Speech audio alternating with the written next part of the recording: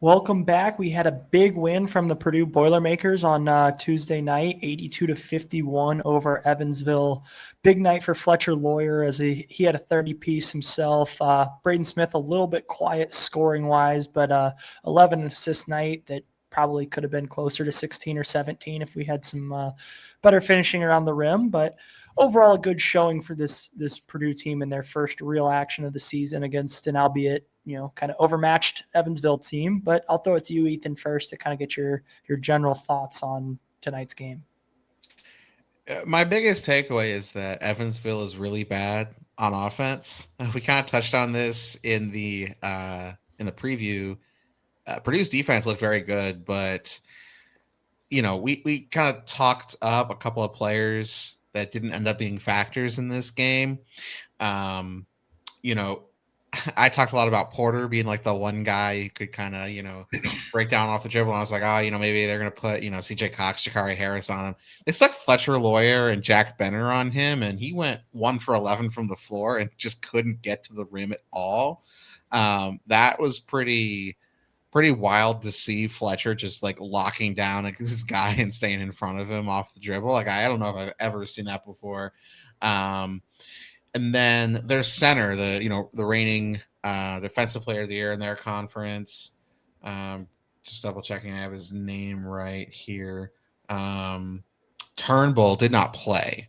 So kind of the two guys we highlighted in the preview did not play for Evansville, but they got some decent contributions from Josh Hughes, who had 15 points, and AJ Casey looked like their best player, at least on offense. He had 14.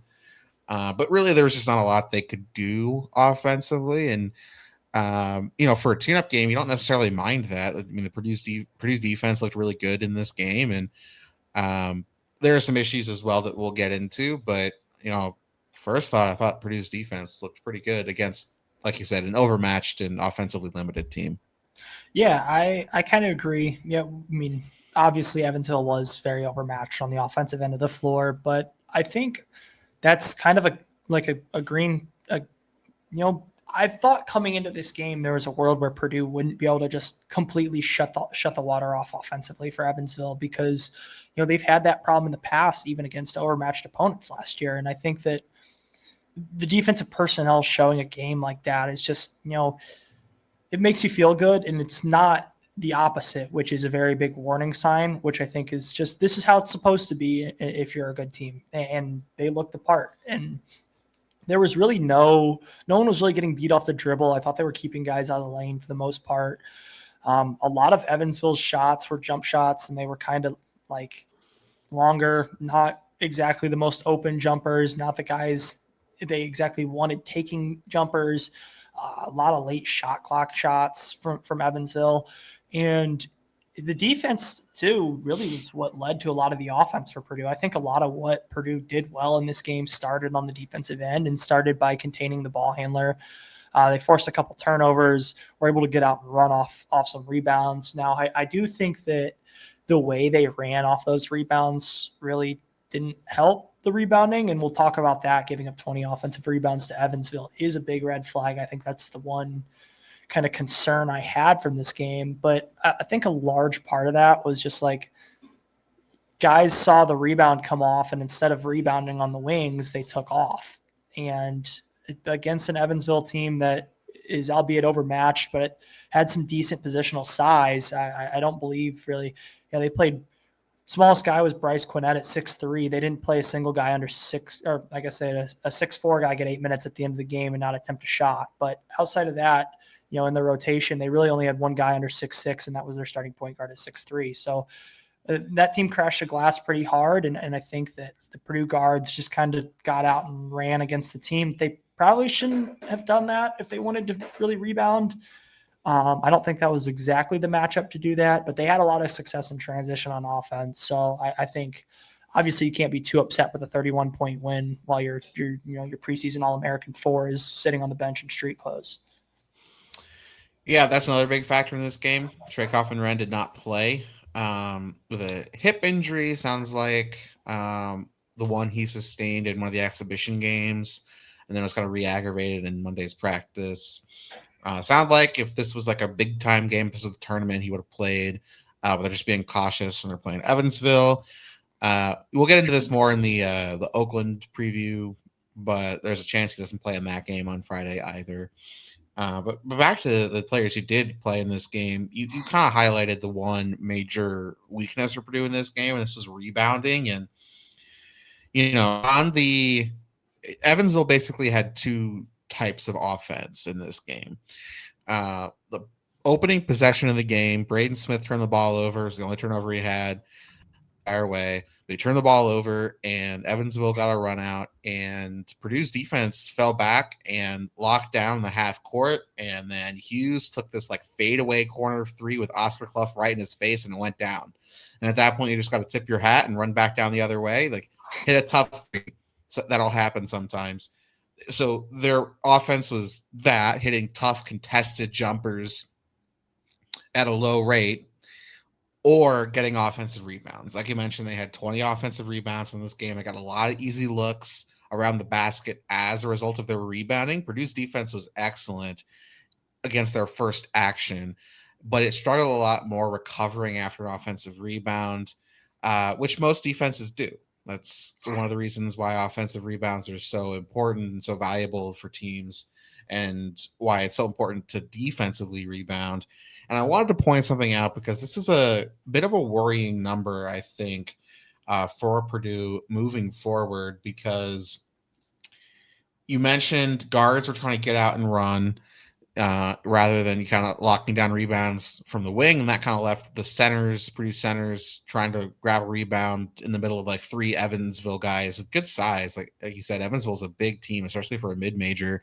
It wasn't like, Daniel Jacobson's towering over a bunch of 6'6" front court players and just grabbing rebounds before the ball can even get to them. Purdue is, it's through one game. They're 348th in pace. And this was Purdue's offense wasn't getting up and down the court and playing fast. There was some good transition offense, which we'll probably get into in a minute. But for most of this game, Purdue was playing pretty methodically. And yet, like you mentioned, it felt like guards just weren't putting in the effort to grab rebounds or trying to leak back down the court. And that's a bad combination. Your pace being bad and your rebounding being bad because guards aren't getting involved. Like, you got to pick one or the other. You can't have both. If you're going to sacrifice some rebounding to try and play fast, like that's a sacrifice you'll have to make. If you want to keep your guards back and sacrifice transition opportunities to make sure you get rebounds, then that's what you got to do. But you can't do both. You can't be sending your guards down the floor and not playing fast. And that's kind of what Purdue did the other night. So I'd push back on you. I think, with a single game sample size, that tempo is in large part because partially those offensive rebounds, but the defense was so good that Evansville was running the entire shot clock. You talked about that three on the first possession of the game for Evansville. That was a 30-second possession. And so if you actually look at the average possession length, now that we pay for Ken Pom, shout out KenPomeroy.com. Shout out Ken Pom. I am able to kind of split between average possession length on offense and defense. And Purdue's average possession length on offense is actually 125th nationally. It's in the top half. It's only 16.7 seconds. And their average possession length on defense is 251st nationally. That average defensive possession being 22 seconds, partially because of how good the man defense was, kind of led to the slow tempo number that you saw spit out. I think Purdue wanted to play fast in this game, and I think Evansville did a good job of when they had the ball, not letting Purdue just turn them over or getting a quick jumper in the first 5 seconds of the shot clock. And I mean, that's a good strategy when you're playing a better team. You don't want them to have the ball because the more possessions there are, the more chances there are for Purdue to be the better team. And so I think that part of it was just Evansville played really, really slow, which we knew they were going to do coming in as well. They're a really slow team last year. I think another part of the rebounding issues were also the fact that the defense was so good. You had a lot of contested long jumpers, which led to a lot of long rebounds. And there were some funky bounces. And, I think that there were a couple of times where I noticed the centers had some trouble rebounding, especially in the first 10 to 12 minutes of the game when Evansville was able to hang around. I thought Clough had a rough stretch to open the game. I didn't think Jacobson had a very good stretch to open the game. And I think that switched about halfway through the first half to 3/4 of the way through the first half.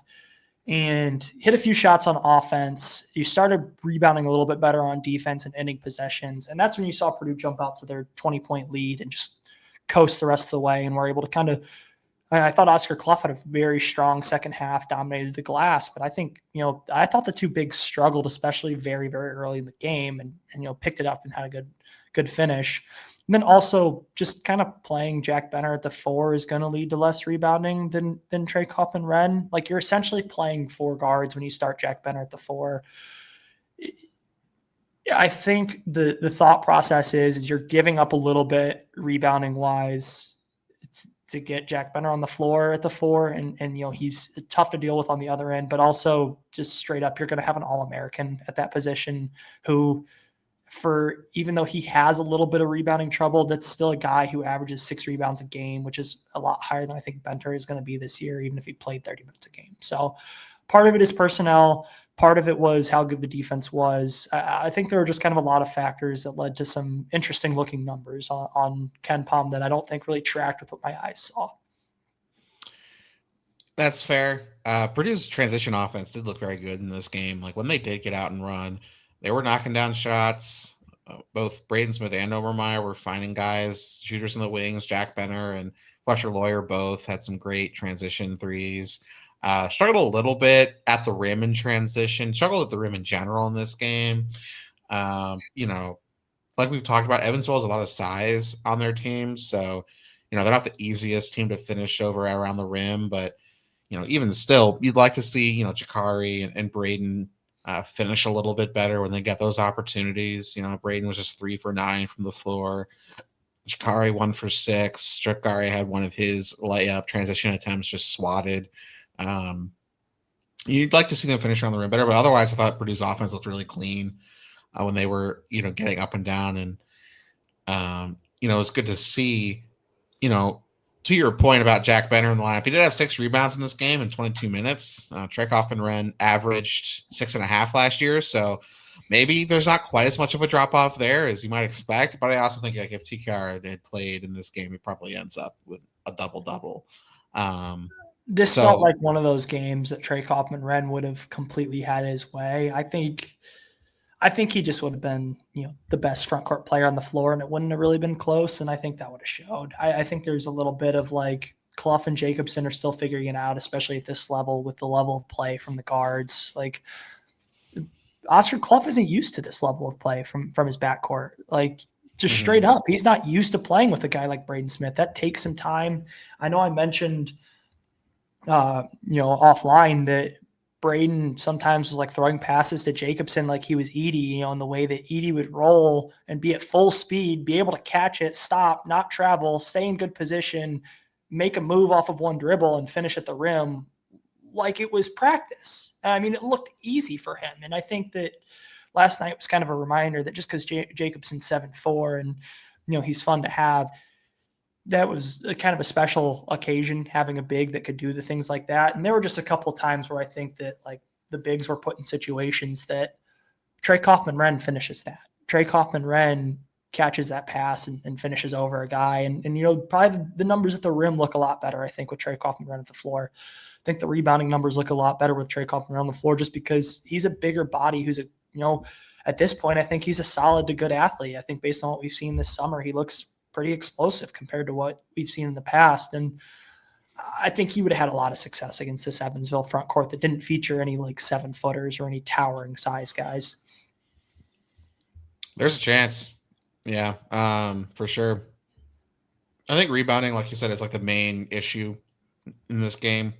Purdue's defense, I mean, they played really well without fouling, only 9 fouls in this game. Evansville only attempted 4 free throws, and that included the free chicken like 4 minutes into the game. That's really good to see, because Purdue wasn't doing that last year, even against the Evansvilles on their schedule.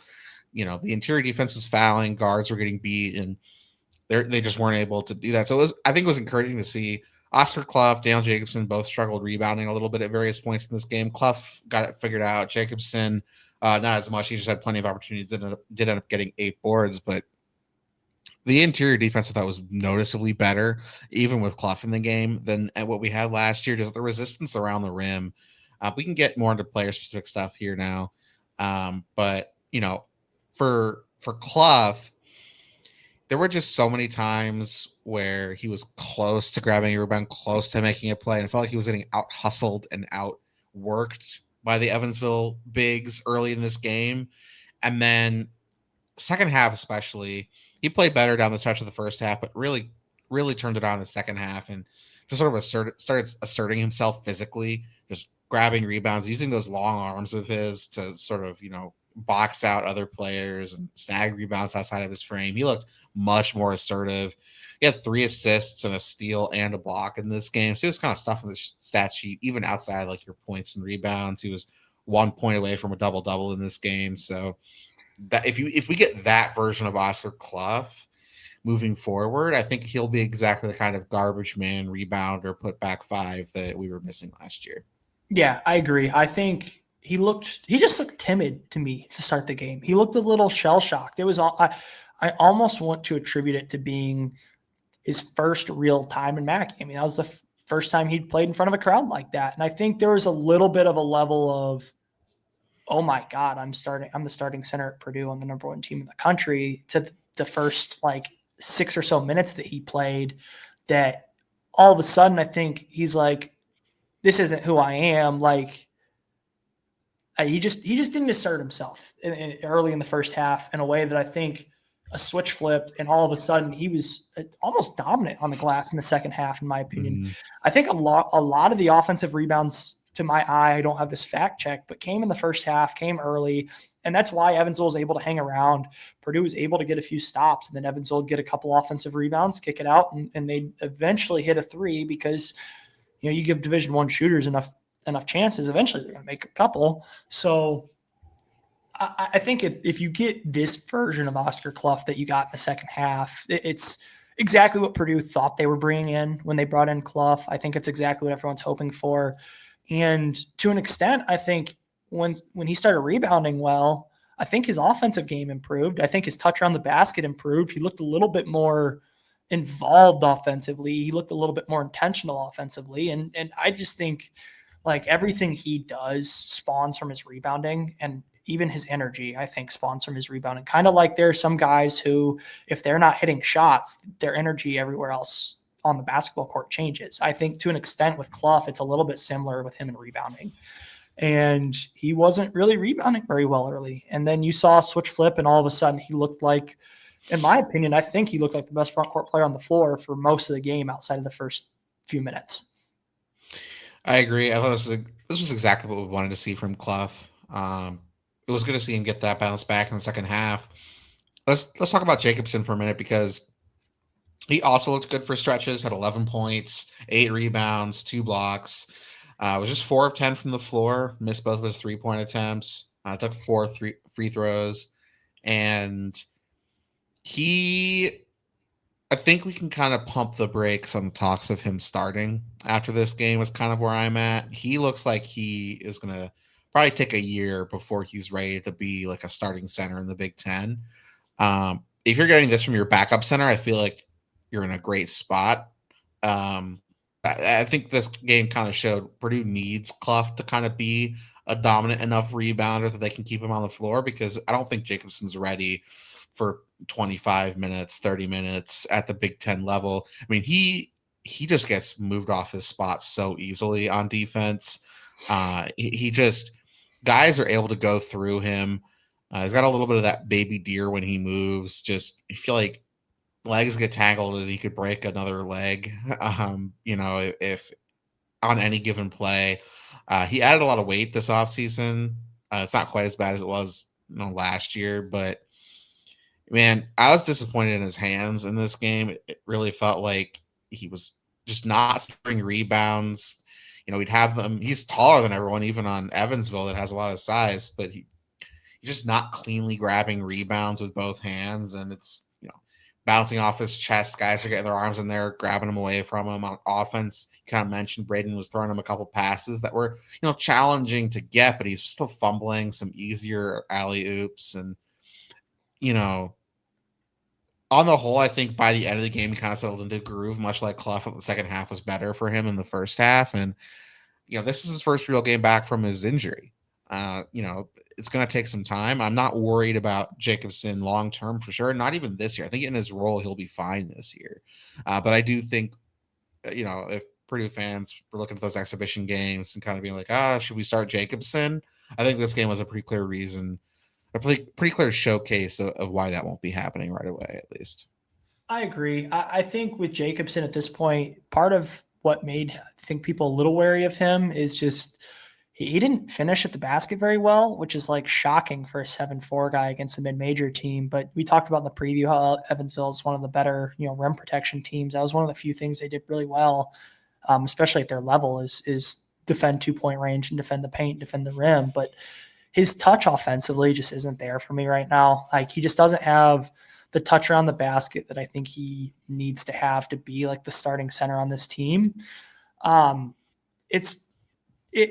think like it just made people kind of sour on his game last night because there were a couple of times where if he just finishes a layup or finishes a dunk or finishes a 5-foot hook shot 2 or 3 times more in this game than he did, all of a sudden you're looking at a guy who had like 17 and 8 with 2 blocks in his 20 minutes on the floor and looks like this awesome front court piece, even though he's a little bit, not all the way there physicality wise.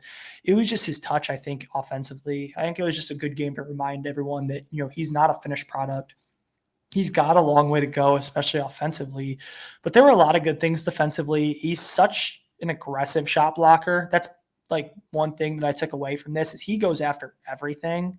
And I think that's a good thing for him in this situation because when you have Clough, when you have a starting center like Clough and you're bringing Jacobson off the bench, which is a complete luxury, you're not concerned about foul trouble with Jacobson. You go tell him to go out there and be as physical as he can on the glass and go after everything he can around the rim shot blocking wise because that's where he's going to impact the game. And I think his 8 rebounds that's about as good of a rebounder as I think I was expecting from Jacobson. I kind of came into the year knowing he wasn't going to be all the way there physicality wise, I think.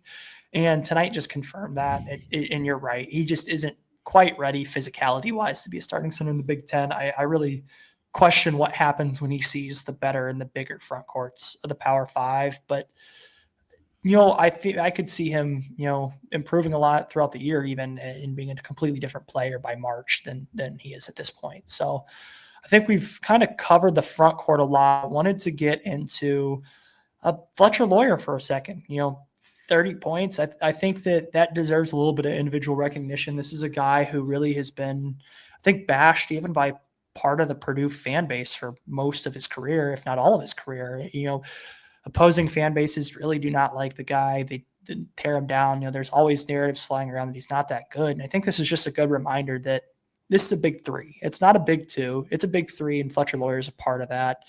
He can go for 30 on any night. And I loved what I saw. I love the willingness to shoot 10 3-point attempts and 11 total field goal attempts from the field. Great ratio for me. I like that he's shooting the ball. He's the best shooter in the country at this point, I think, and he's starting to act like it now. Yeah, best shooter in the country. 30 points, 1 assist. That's what he's going to do. That's what he's going to give you, and that's what this team needs from him. I loved what I saw in this game. He had 10 3-point shots, which, with Trey Kaufman-Renn, I don't think he'll ever get quite that many, but if he shoots 8 a game, I think that's exactly what you want. He's probably going to hit anywhere from 3 to 5 of them most nights, and some nights he'll hit 7, and that's kind of what you want. I think there's a world Fletch averages like 16 points a game this year. I think I didn't expect that going in, but sorry, I didn't mean to cut you off, but Fletcher last night on against Evansville looked like a little bit of a different level of player. He looked like a guy you could ask for 20 points from. You could ask for that guy to lead you one night. And I think that he was more aggressive than he's been. Yeah, for sure. It was a new Fletcher Lawyer. There was a step taken for me in a way that I wasn't expecting at all. One of the things that I loved in this game, and it's something that he just hasn't been throughout his career, he was a movement shooter. They were running him off screens. He was just catching and firing.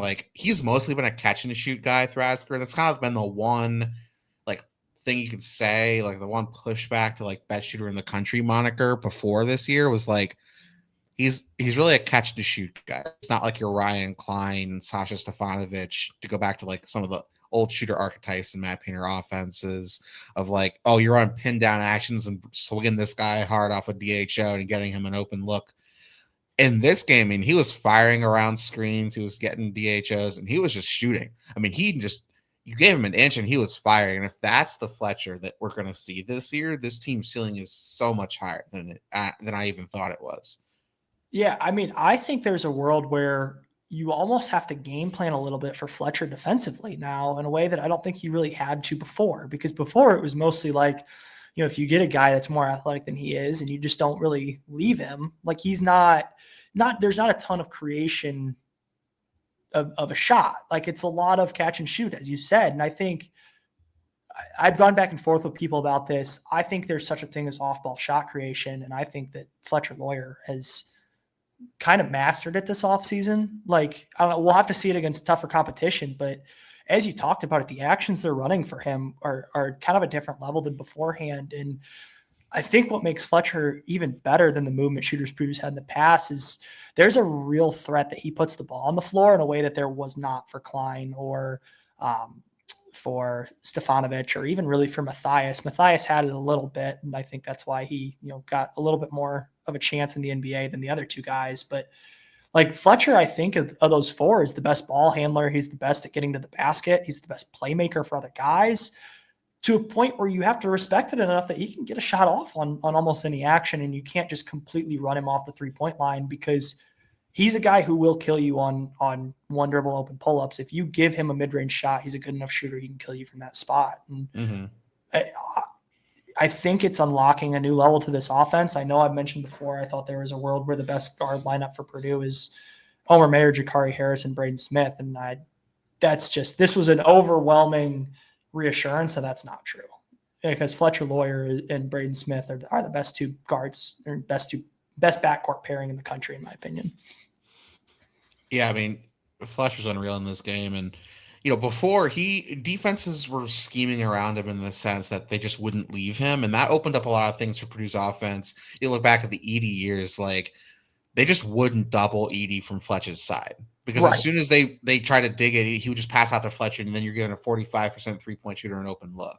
And so that did a lot for Purdue's offense, just the shooting gravity he created, being that good of a catch and shoot guy with that much of a reputation. I mean, he went for 27 against Tennessee, 27 against Arizona as a sophomore. Like, big game Fletch, whatever. Like, he can go against the top defenses and knock down shots if they're gonna let him shoot. And he famously had 0 in the national championship game, and that's just because UConn didn't let him shoot. Right. And they just stuck Cam Spencer or Tristan Newton or Stephon Castle, and just didn't let him shoot. And there wasn't a lot he could do. And I'm not saying that I think Fletcher Lawyer is going to be this like dynamic ball handler, put the ball on the deck and get to the rim. He's not great at finishing around the rim. He's good at getting there. He's not great at finishing around the rim. But he's enough of a threat to do that you can't just go over every screen, because then you're going to let him get downhill, and he can create from that. He can pass out of it. He'll draw contact. He's very good at drawing contact and fouls around the rim, even if he's not great at putting the ball in the basket there. So the movement shooting ability, he's really added that. If this wasn't just like, well, this is Evansville, let's run some fun stuff for Fletcher. This is going to be a major part of Purdue's offense moving forward, which I don't think Painter doesn't typically run sets in games that he wouldn't run in other games. So I don't know why you would think it won't be. But if this is going to be a real thing moving forward, it's a huge ceiling raiser for the Purdue offense. Yeah, and if I remember correctly, there was a stretch where Painter like reiterated several times publicly, like, if you're in our top 3 guys, we'll run stuff for you. And I think that might have been about the Cannon Cat. I don't know exactly who it was about, but it was about guys wanting offense ran for them. And he's like, well, if you're one of our 3 best players, well, you'll get all sorts of awesome stuff ran for you. And so I think that's kind of reassuring to know that like Fletch is part of that top 3, I think, very obviously on this team, especially offensively. And the more that you're able to run this stuff for Fletch, I think the more opens up for your bread and butter, and that's the Braden Smith, Trey Kaufman run ball screen action, because you always have to worry about it. If Purdue starts to really run this stuff for Fletch, I think you're going to always have to worry about the ball screen action turning into an action for Fletcher Loyer in a way that you didn't have to, beforehand. And I think that makes Purdue a really, really dangerous offensive team, no matter what the other two guys on the floor give you. Yeah, absolutely. We're already 30 minutes into this recap, but let's touch briefly on some of the other guys that we haven't gotten to yet. Jack Benner, man, we have to eat some crow on this one. I think you and I have been kind of aligned in the fact that we're not expecting much from Benner this year, and with the caveat that it's Evansville, I don't think anyone's expecting him to do quite what he did against like Alabama or Auburn. Well, maybe Auburn, but that was 11, fun. 11 points, 6 rebounds, including 2 offensive rebounds, 2 assists, a highlight reel chase down block. Jack Benner getting up there and pinning a shot on the backboard. He was 3 of 6 from 3 in this game. The only other shot he attempted was a wide open layup where he cut to the basket. It's just defender didn't follow him there. He's going to shoot from 3. He's going to be gunning. It was good to see him take some deep ones. Like whenever he had space, he was shooting. And it sounds like, the reports have been that he's been Purdue's best shooter in practice dating back to last year when he redshirted. Like if that's true and he has the Fletcher Loyer green light to just take anything if he has space, that opens up Purdue's offense to a great, like if you have 2 of those guys on the floor, and Benter's not going to be the level of shooter that Fletcher is this year. He's not going to be asked to be. But if he's going to shoot 6 threes, when like he's on the floor, and even you saw this in the exhibition games when Trey Kaufman ran. He started in this game because TKR was out with his injury. He's not going to get 22 minutes most nights. His minutes are probably going to top out at around 12, and that's if like Kaufman runs in foul trouble, probably. Otherwise, he's looking probably closer to 8. But if he's got 8 minutes and he shoots 3 threes and just keeps defenses honest, gives them a different look when Trey Kaufman runs on the bench, it's going to continue to open up the lane for Braden to do what he does best. And he's also a guy that you can just bring in the game for 8 minutes and he might just hit 3 threes in 6 minutes. And it's like that completely flips the game. I think I've been as anti Jack Benner as just about anybody in the Purdue fan base, but wow, that was fun. That was the full Jack Benner experience. I think in a way I wasn't even expecting him to reach against anybody this year. Yeah, it's Evansville. I didn't think Benner was capable of doing this against anybody on our schedule this year. And to see it happen was just awesome. You see a future, I think, with Jack Benner now, as at least a major rotational piece going forward. I don't think you're ready to pencil him into the starting lineup or anything moving forward after this year. I think you're still looking for a Portal 4, and we'll talk about that in other videos. But he should be a very important piece for this Purdue program going forward. And I think he's just a really fun and really dangerous tool for Matt Painter to be able to pull off his bench as the 10th guy.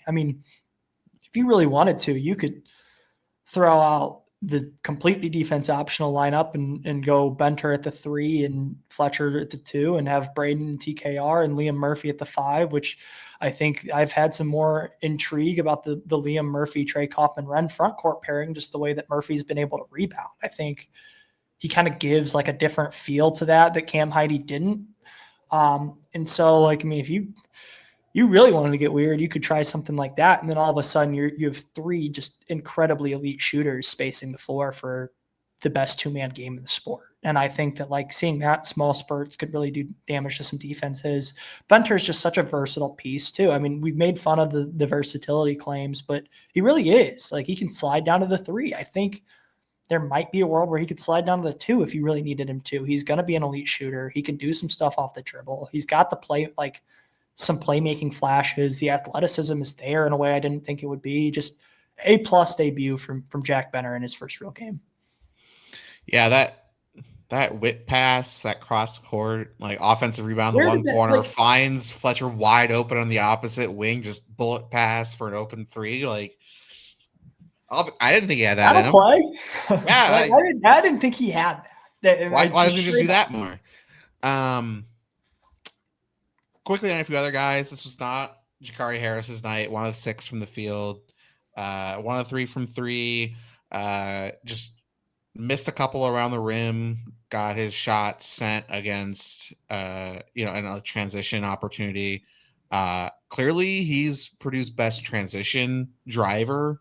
I think Lawyer is just so elite at just finding little soft spots and transition defenses to spot up for three. But Jakari is the guy who gets downhill and puts rim pressure in transition situations. I think he'll finish better around the rim in the future. I don't think that's something to necessarily be worried about long term. But yeah, just a bit of an off night for him. Yeah, I just think that this is kind of what the two guard spot's going to feel like when Fletch is really going. Like, I think when you have Fletcher playing the way he did offensively, and obviously Braden's going to take up a lot of usage offensively, and then even a guy like Benter, really, like, he got his shots up as well in his limited minutes. And I think when you have two guys in the backcourt that can dominate the ball offensively the way that Fletcher and Braden did, I think you're just going to have games where this kind of happens, especially when Jakari doesn't hit his open shots that he got. He had a couple of open jumpers that they just didn't go in. Like, I think he's a good shooter that had an open catch and shoot jumper and he just missed because single shot sample size says sometimes you miss shots that you normally make. Like, it happens. And I think that's what happened to Jakari tonight. I'm not concerned. There were a couple of awkward finishes at the rim, but he finished just fine in the two exhibition games. I think in a way that I'm not really concerned that he couldn't finish in his two chances against Evansville. I think he just didn't get downhill. Or, I mean, he got downhill. He just, a couple awkward plays. I'm not really concerned. I just think this is what's going to happen offensively when two guys in the backcourt dominate the ball like they did. And I think that's okay. I think that's what Purdue needs. And I think at the end of the day, the fact that Jakari and CJ Cox, I'm going to lump him in there for a second, were both very good players defensively. Like, the defense didn't tick down at all. I think they still gave you plenty there. I thought they were the only two of the guard wing group that really rebounded at all, really. I think Braden did a few times, but I don't think he was exactly looking to crash the glass. I think they are what they are. They were pluses defensively. They were kind of invisible offensively, and that's going to happen some nights. Yeah, just wasn't, CJ Cox didn't attempt a shot in this game. He had 2 rebounds, 2 assists. He's going to play next to Braden and Fletch and kind of be a connective glue piece and give some secondary ball handling and playmaking. He's a decent rebounder from the guard spot. He's a great point of attack defender, and he can knock down open shots, and he'll have his opportunities. I'm sure he'll have another 20-point game in them at some point this year. But I think if you're expecting, Cox or Harris or Omer Meyer even to be double-digit per game scorers, I think this is a good game, even without Pick and Run. The shots just aren't there for them. Most of Purdue's offense is going to be run through those 3, and Clough and Jacobson as well. They're not going to be running sets to get them the ball and scoring opportunities. Their production is going to have to come just sort of by osmosis throughout the course of the game. Opportunities will present themselves, but they're not going to have stuff run for them. Real quick, last guy I kind of want to touch on here is Omer Meyer.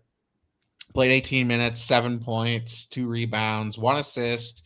He had 1 pretty awkward turnover in there. It was 3 of 7 from the floor. Did have 2 fouls. Bit of a mixed bag debut performance, I thought, in a real game. The 1 assist he did have was pretty spectacular. I think we're going to see a couple of those. Other fan bases are going to clip this guy's pass and be like, wait, who's number 17 on Purdue's playing up 25 minutes left? Who they got buried on the bench here? Could you imagine how those clips would look if he stuck through on 47? It'd be like, 17 is still an odd number, but man, who's this freshman wearing number 47 while Purdue's up 36 on Evansville, throwing behind the back cross court passes? And is he another walk on or something? No. I thought 18 minutes. He's probably going to play about 15 minutes, I would guess, in most competitive games. 12 to 18 minutes probably feels like the range he's going to be in. He is playing alongside Braden. Pretty notably, I think most of his minutes are coming alongside Braden. It's clearly something they've been working on, kind of counter to some of the reporting that was done. Maybe that was something they've been kind of hiding from the media.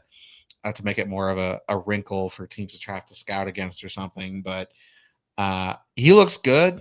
I think it's a good thing we're not asking him to be our primary point guard this year. I think it's good that he's going to have a year to learn from Braden. He does not scream ready for a starting role on the number one team in the country, but he's a very fun bench piece. And you don't need him to be Superman right now. If he's struggling, if he's turning the ball over, you just play CJ Cox and Jakari Harris a little bit more. If he's really got things going with Braden, you don't have to. If Braden gets into foul trouble and he starts chopping it up, you can let Braden sit a little bit longer, and don't risk having him getting more foul trouble before the final stretch of the game. He just gives Purdue a lot of options, and I think his shooting will come along. 1 of 3 from 3 tonight. When he's out there by himself and not with Braden, he's taking a lot of off the dribble shots, which are probably going to mean his percentage is always going to be a little bit lower than his talent would suggest. But yeah, I thought he had a pretty solid debut overall. Yeah, I would give it like a B plus. I think there were a few bad things, like obviously the awkward turnover, but I think that's just like part of having a European guy, especially like an 18-year-old European guy. You're not getting a 23-year-old. I mean, you saw the same things happen with Kasparov showing us on a much larger usage scale. Like, yeah, you had tons of awesome plays. You saw the flashy step back threes and all the fun passes, and a very talented player, but it's just a different game. And these are 18-year-olds who aren't used to playing this style of basketball. And with that, you're going to have some really awkward, really ugly turnovers. I'm not concerned. I'm really excited to see, like, he's honestly the first European prospect that's coming over here that's like a high level European prospect and getting to develop.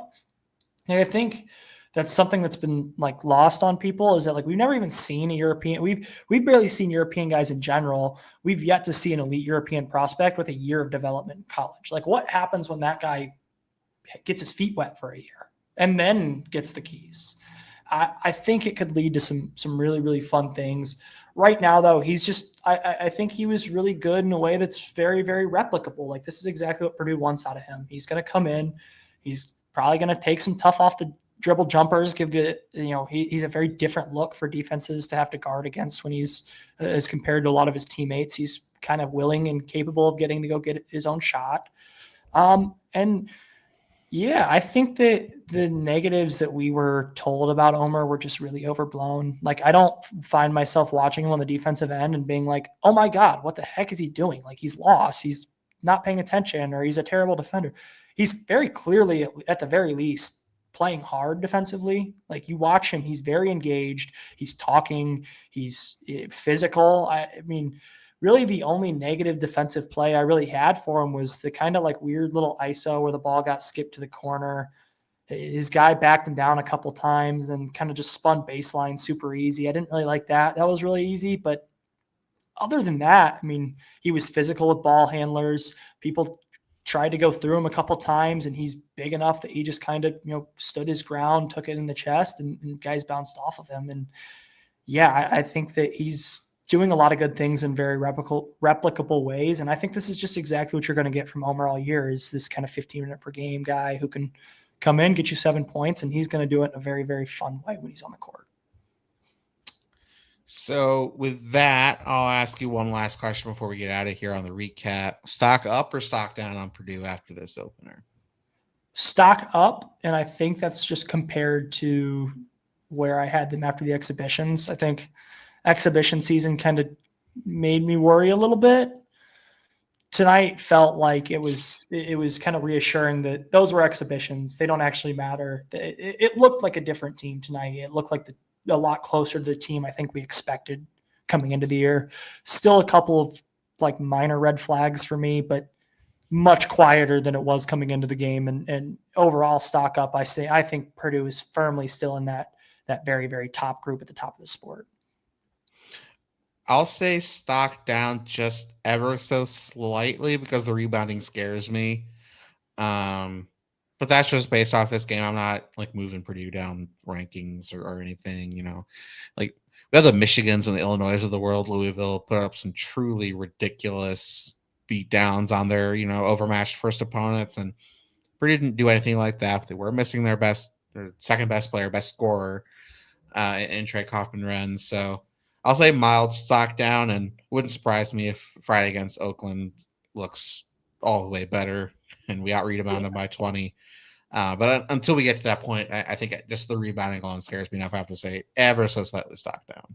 Agreed. And just before we get out of here, speaking on Kaufman-Renn, I think offensively it really did affect this team early in the game. Like I think there were times they were fine in transition from the get-go, but there were times in the half court where it almost felt like everyone but Braden and even Braden at sometimes were like standing around and in that moment, usually Trey Kaufman-Renn comes and sets a high ball screen and Purdue goes to their bread and butter action.